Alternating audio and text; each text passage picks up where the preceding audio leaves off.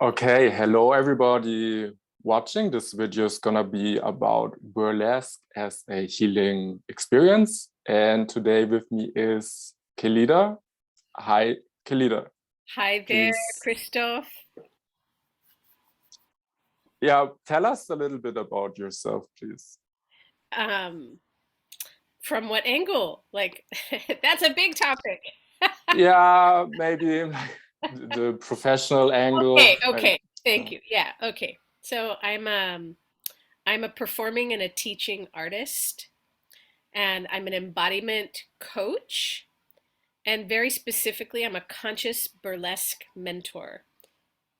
So I actually midwife, just like someone would midwife a baby from a woman's body. I midwife a solo, a really personal solo in this underground art form of burlesque, a solo that awakens the person to, one more step into who they really are.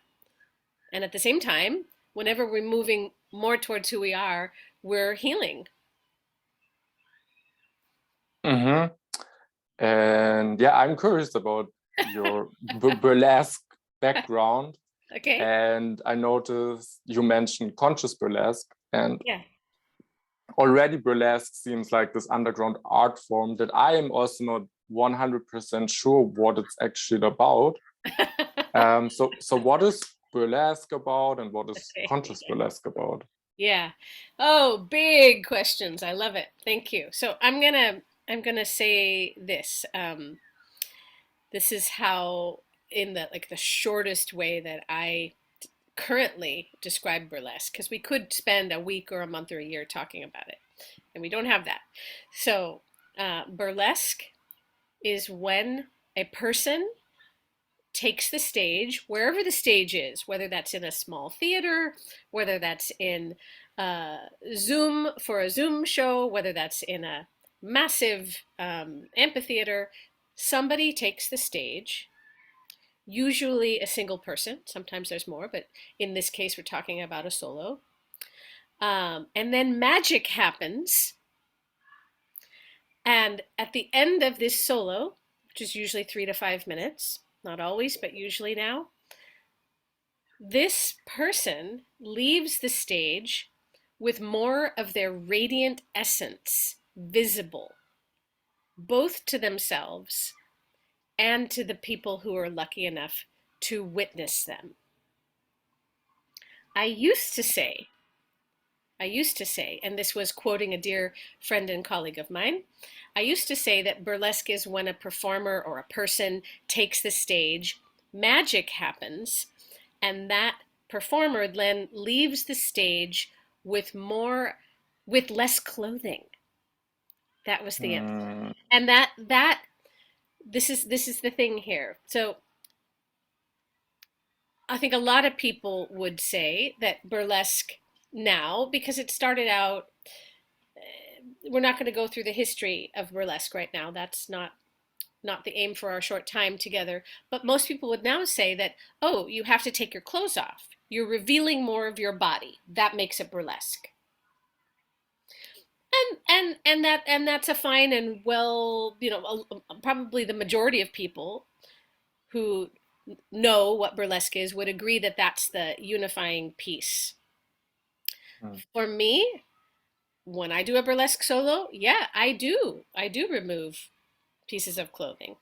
And most of the people whose solos that I midwife, they also do. But that's not for me the feature that makes it to make it conscious burlesque. It's the revelation, it's the revealing of the soul in the body, the soul and the spirit in the body revealing itself, which is beautiful and wonderful to reveal the skin, to reveal more skin, to show that. But this, for me, the skin is the metaphor. The really important movement is that the artist herself or themselves feels more like themselves, like the opposite of dissociating and going away. They're actually associating. they're coming more into the body. They're becoming more aware of actually how they feel and what feels better and what do they want to consent to second by second of what they're revealing. So performance for me is really different than most people consider performing. But I want to I want to let you ask something because I realize I can just talk about this because I'm so passionate about it. Yeah. Mm-hmm. You just mentioned what the artist consents to moment by moment. Like, Yes. what are the options that you can What are the consent to? options? I love that.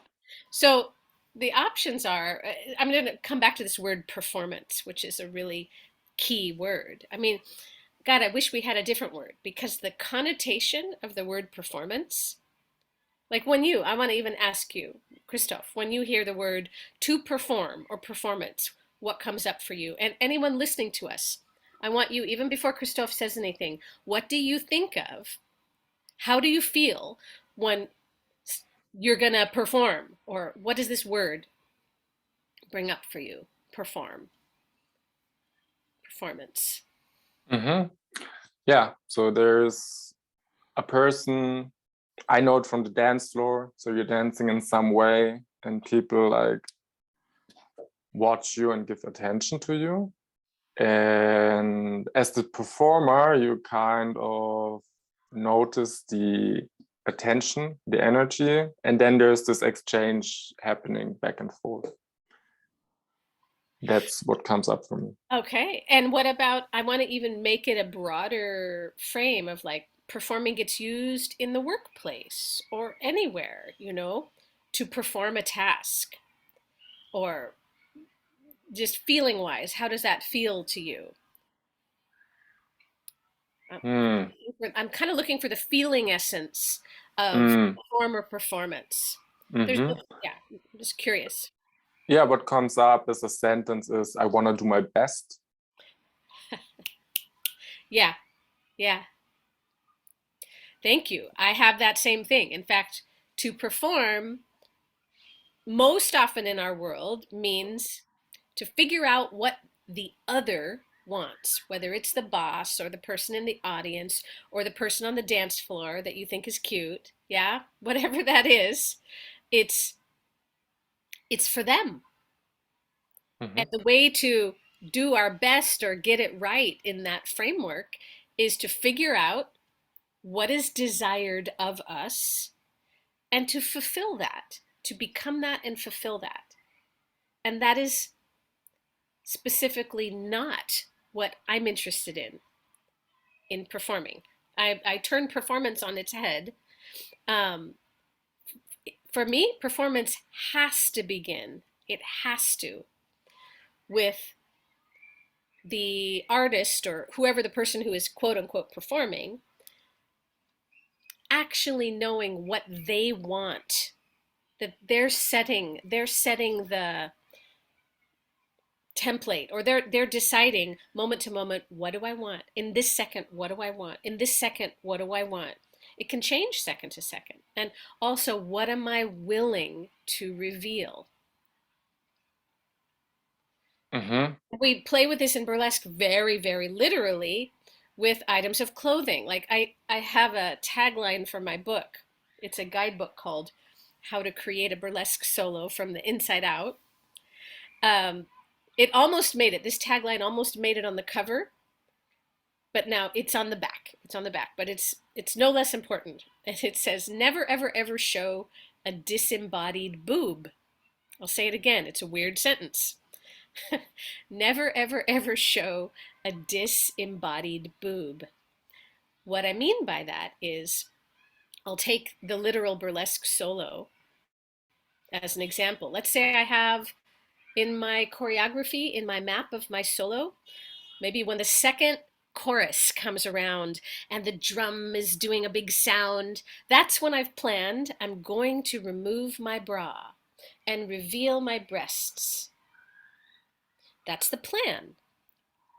But let's say, given the people who are the witnesses, given my own experience in my body, when that verse comes around and my plan is to remove my bra, if I actually don't genuinely, as an associated human, soul and spirit infusing the body, if I don't in that moment actually want to reveal my breasts, to make it a conscious burlesque solo, I will do something else. Mm. I will shimmy my shoulders. I will, do twinkle fingers on my cheeks of my face or my cheeks of my bottom. I'll do something else. If I'm just following through because I know, oh, this would be really great. The music really supports it. I know the audience wants it. I hear it. They want to see my breasts here.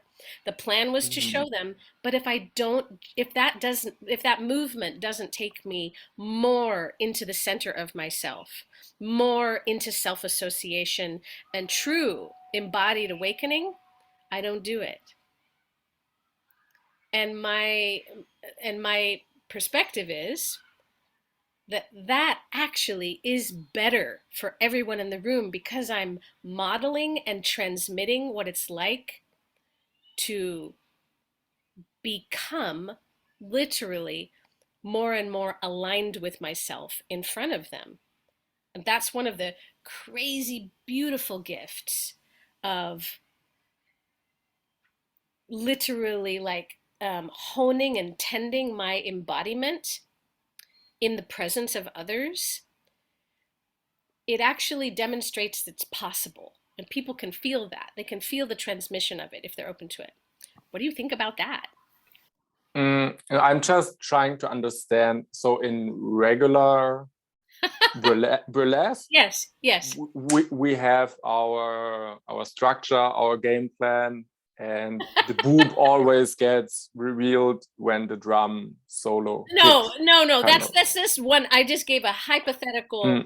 Not every song has a drum solo. I was saying that in the majority of burlesque acts of any kind, conscious, less than conscious, whatever it is, in the majority, but not all, there is a revelation of, there is a removal of whatever is on the top half of someone's body. Does not always happen, doesn't need to. But it is, it's not an unusual feature. Yeah? Mm-hmm. Yeah. That's okay. There's not a certain time about it that it needs to happen. I was just trying to couch this example. Okay. No, but so if I would be a burlesque performer, if guys are doing it, I don't know. Yes. People of all genders, yeah. It could be that I make up my performance and I do night after night, like I do the same basic procedure. Like I never deviate from the It's plan. called a choreography. Mm-hmm. And very few people, unfortunately, in this day and age, very few people have a regular nightly run of burlesque. More often, they might get to do the act once a month or twice a month, or But yes, that some amount of choreography there. I don't want to get lost in this territory, but some people choreograph very specifically every moment. Some people have more of a loose skeletal choreography, but you pretty much, if you're going to be doing it on a stage with people and it's not pure improv, you're going to want to have already chosen when the different elements are coming off of your body. That is typical. Yes. Mm-hmm. Mm-hmm. And so then you mentioned disembodied boobs. And we also mentioned in the video beginning, it's going to be about burlesque as a healing experience. Yes. And I think there might be some connection. Is that true? You are quite perceptive. Yes. And I'm going to come back to this same keyword of performance, that I'm just proposing something kind of bold, that performing in general takes us away from ourselves, takes us away from actually who we are and what we desire much of the time. And that's the opposite of healing. That's actually like separation from self by design. Healing is coming towards ourself with more and more friendship and rapport and acceptance and compassion and agreement, like agreeing with ourselves. And when we actually know, and the only way that we know is through our emotions and our sensations and our thoughts too, but I want to emphasize emotions and sensations, which most of our modern world invites us to not know what we're feeling and what we're sensing. What we're thinking is more okay because they can fuck with our thoughts. Pardon me. Hopefully this is, it's okay to say that. Yeah, but our feelings and sensations are pretty non-negotiable once we feel what they are. So if I am in my body enough, if I'm embodied enough to know what the sensations and emotions that go with, I'm actually not feeling good right now. I'm not feeling like I want to be seen to the degree that I planned before. If I can feel that from my body sensations and my emotions and make a new choice, I've made a healing movement of actually um, being myself, being with myself. Does that make sense? Mm-hmm. Yeah.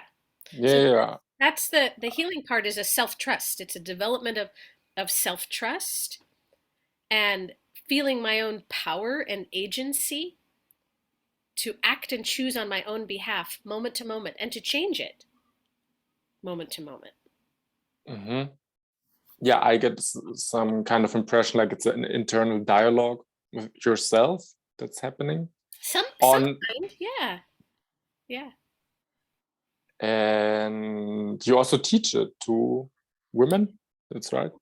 Yeah. I mean, truly any gender can do this. I primarily work with women identified folks, largely because it's very small groups that I work with, and trauma comes up.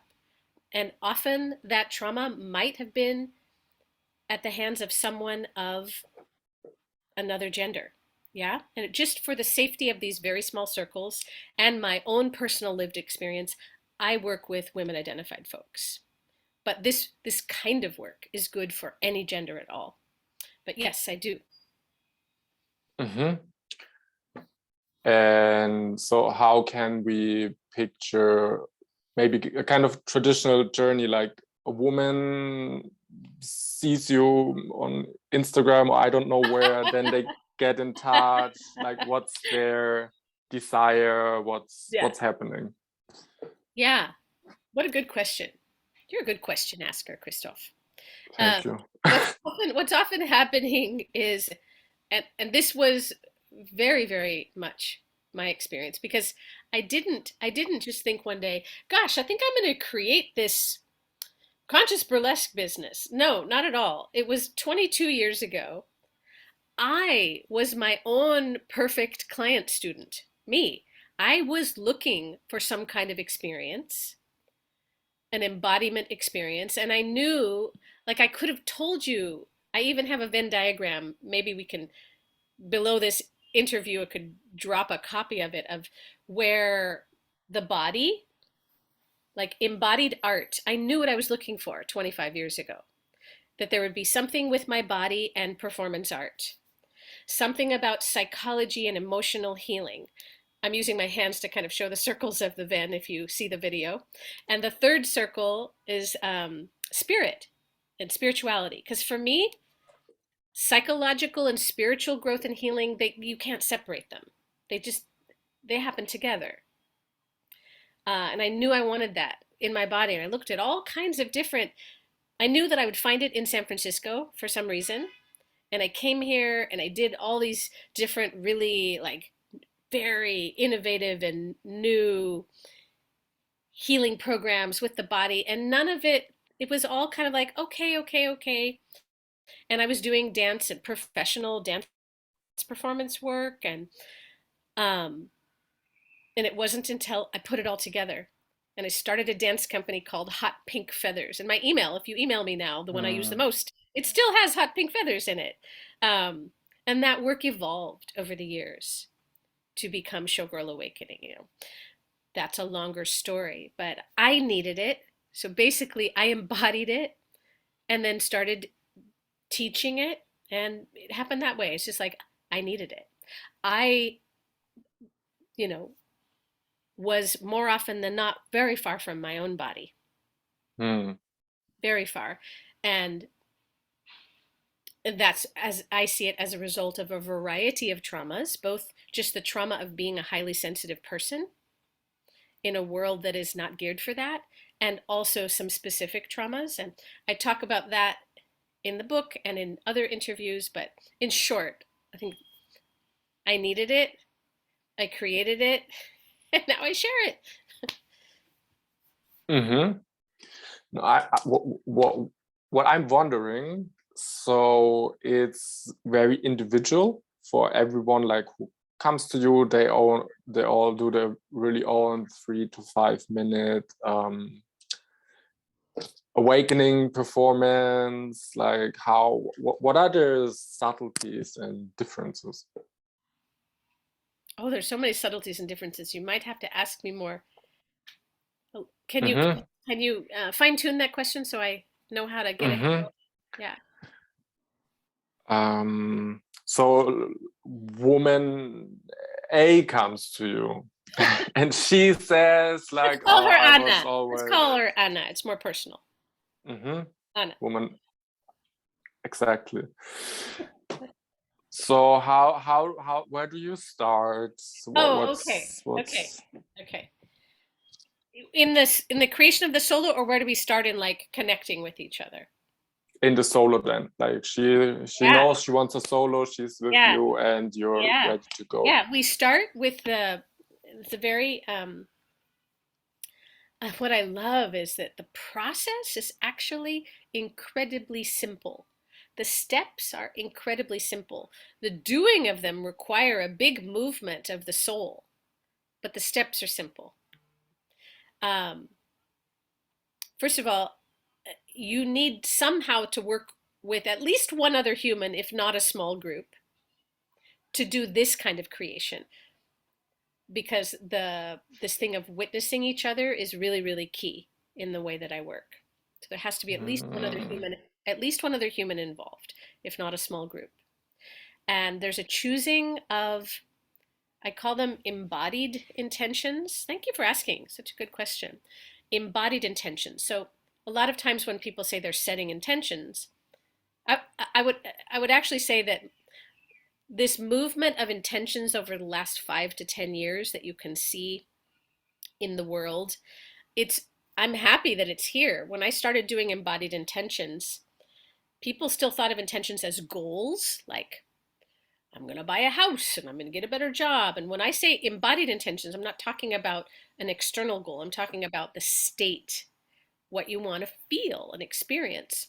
So in this way that we work, the person chooses 1, 2, or maximum 3 states that they want to embody, whatever it is: joy, passion, aliveness, power, sovereignty.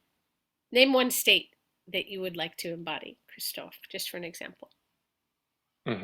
Awareness. Awareness, yeah. So the choosing of 1, 2, or 3 states, that's the very first step. And then the choosing of your song. Song is so important because you're going to spend a lot of time with that song. And then I have guidelines for choosing a song that will really support you. But the choosing of the intentions and the choosing of the song. And then you've got to have at least the 1 person or the small group. That's where you start. So just I have this awareness, I need to turn on my light. Yes, I was thinking that too. In 5 seconds. I love that. Turn on that light. Yes, let there be light. Yeah. Okay. Looks good. Okay. You have really good questions. Thank you, Christoph. I'm feeling really... Thank you for answering them so eloquently. Happy to. And I'm also wondering, okay, because you say music, you say intention, but then it also looks pretty like funky and artsy and colorful and feathers, like what's going on there? Yeah, okay, yeah. Okay. So the in the way that I work, some people, there's really different ways to work, but in the way that I work, very often the costume is the third thing. Some people, they love to begin. They have the costume in mind and everything else comes after that. But for me, I ground it in the intentions and then the music choice. And then after, well, you can even start at that point to like imagine in your head, like with these feelings and with this song, Mhm. how what do I see on my body? The colors, the shapes, the textures Mm, that support that experience. mm, So some people the costume is like the thing that fuels the whole act. For me, it's an integral part that supports my chosen experience. Like what part of me I'm calling awake, what part of me that has not been included that I'm desiring to include more consciously and visibly in my experience. So I'll choose the elements and the textures and the colors that support that. So rather than having, there are some people think of, of course, feathers and um, fringe and corsets or fishnets or certain things. For the people who work with me and the solos that are created, they might be wearing combat boots or tennis shoes mm, or whatever. There's literally the sky is the limit. It's all what supports the vision. mm. Mhm.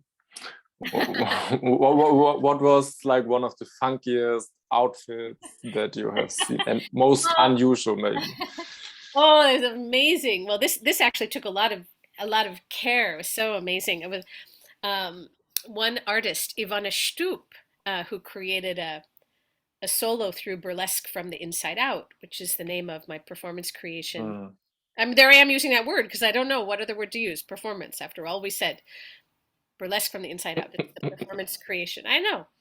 Um, she she picked a song. I don't remember the name of the song, but it was about her. She was a praying mantis in her act. This was actually like a high level costume. She had a headpiece that was the head of a praying mantis, literally a big green with the eyes and her she had a green costume. It was amazing. It was amazing. Um, yeah. wow.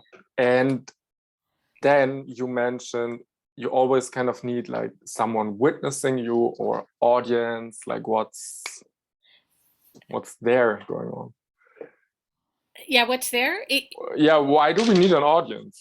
Yeah, amazing. Yeah, yeah. Well, I mean, I'm not saying you can't have the best time ever just dancing and expressing on your own. There's absolutely nothing wrong with that. You can have a wonderful experience, but you can't have the experience of connection with another person. And this connection, this kind of reflection, we do have like I don't know. I think I remember you speaking of. There's always our experience of us seeing ourselves. So there is a we have relationship within ourself, a relationship with ourself. That's very real and a whole landscape. But humans were designed, all humans, regardless of whether you're introverted or extroverted or whatever is your personality type, whatever is your experience, no matter how much trauma you've had, we are designed for connection with other humans.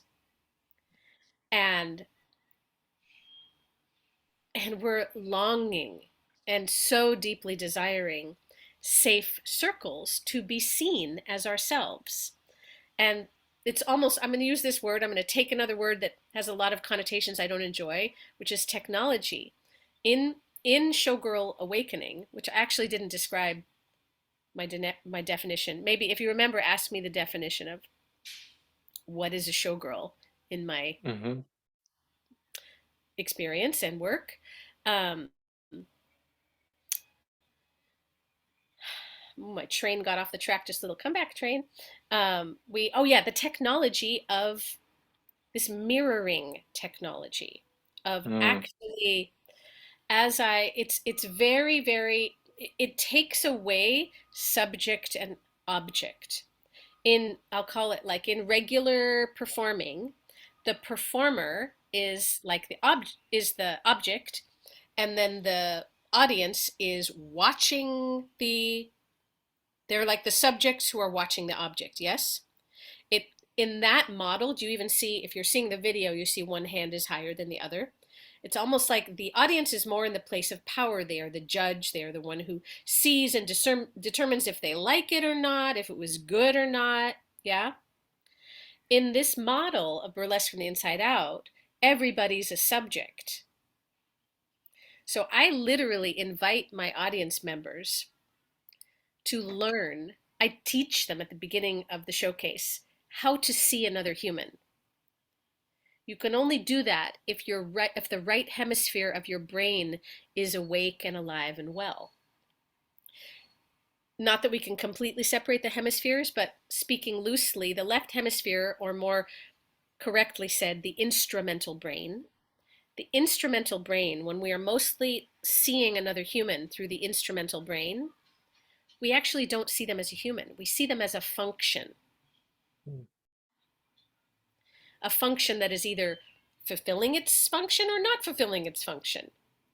But when we bring in the warmth and the curiosity that comes more from the right brain or the relational brain, we actually see another human as a human. And in order to do that, we have to feel like a human, which is someone who can be affected, which is someone who actually has access to their emotions and their creativity, which I know is big in your world. And we have to remember to say who you are, darling.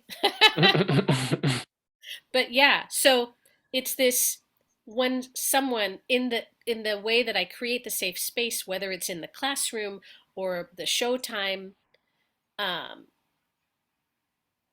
it is creating this, I see you. Not I'm judging you, not I'm watching you as this other, but I see you. And as I see you, I cannot help but see me. That's what can be so threatening. If we're not ready to see ourselves, we can't actually be a good witness to anybody. We can only be a judge. So there's a Mm. lot there, and we would have to go way longer for me to say more, but I think like we've left juicy, juicy steps for folks, yeah? And Mm-hmm. pieces. What do you think about that? Mm-hmm. Yeah, yeah. I mean, there's more to learn, no? Oh God. You offer more. Like people can have the whole experience if Well, they're yeah, yeah, but now yeah, they can. desiring more. So I think Well, or desire to experience, to have your own body, your own self, have that. Yeah. exactly. And so one of my last curiosities, maybe. So because okay, my primordial picture of burlesque is Dita van These in this champagne glass, I guess. Okay.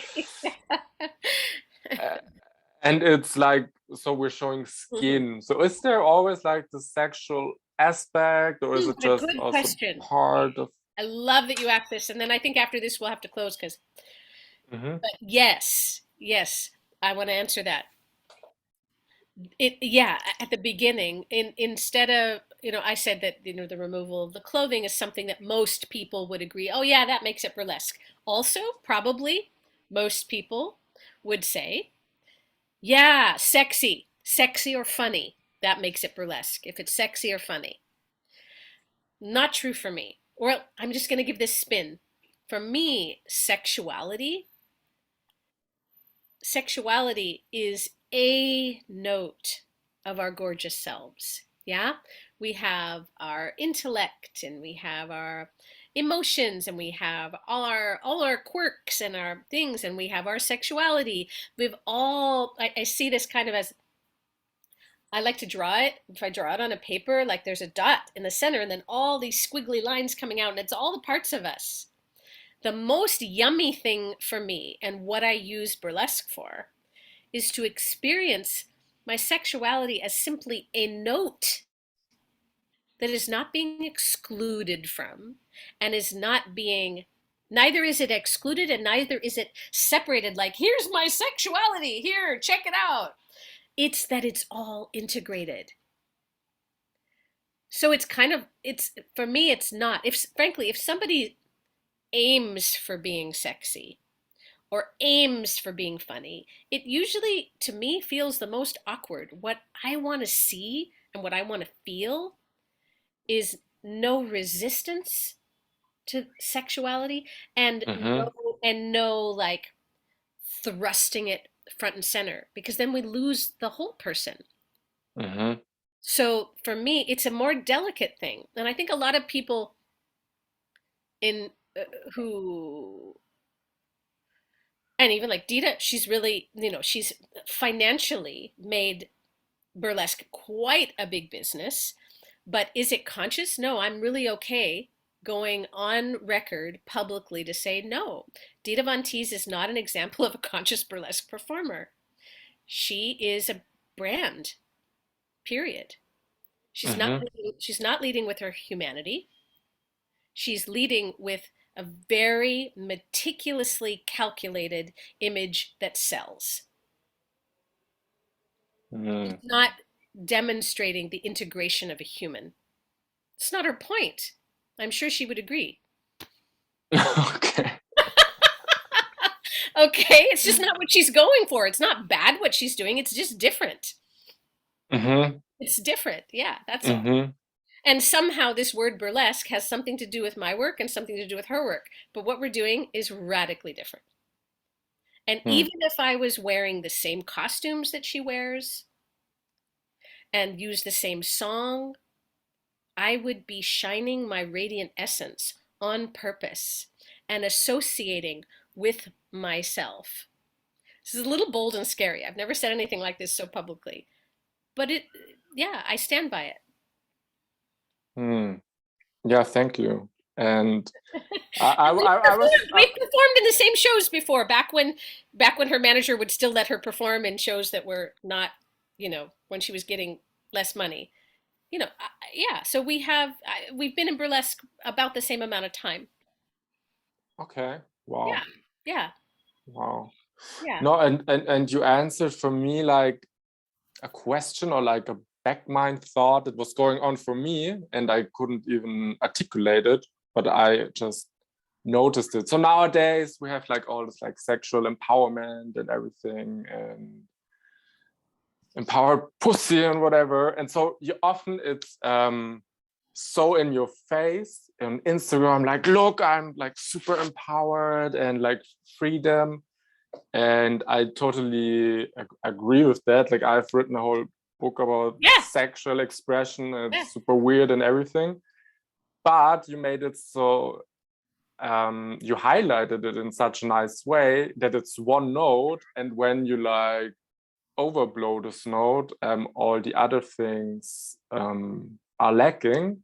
And I think that's so. Of course, because we have this pendulum, and then we have this I all know. like I know.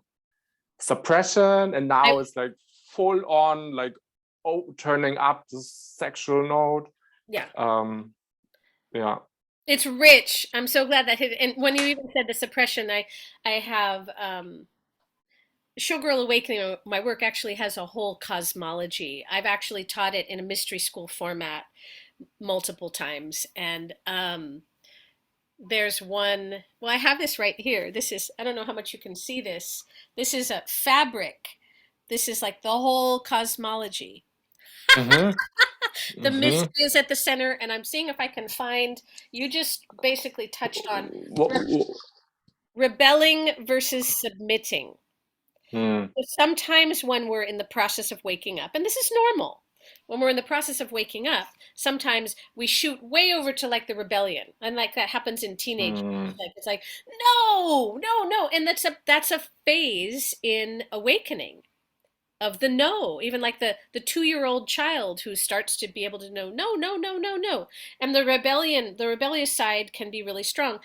when we're in the rebellious phase of awakening, we're still totally, our world is determined by what we're rebelling against. Mm-hmm. And then we come, because before we were just submitting, we were submitting. Yeah, okay, that's how we do it. That's how we do it. And then, no, that's not how we do it. Whether submitting or rebelling, we're still giving all the power to whatever we're submitting or rebelling against. And it's beyond that we come into our full power. We can't get into this in this interview more than that, because that's really big, but I can tell we have more conversations to have, Christoph. We have more conversations. Anyway, yeah. No, I think that's massive, and I'm super happy that we touched upon it. Yeah. Me too. Yeah. Do you feel like there's something that you still wanna like address because it's super essential to your work or to understanding your approach? I think there's enough here for a beginning. I want to let's leave them wanting more.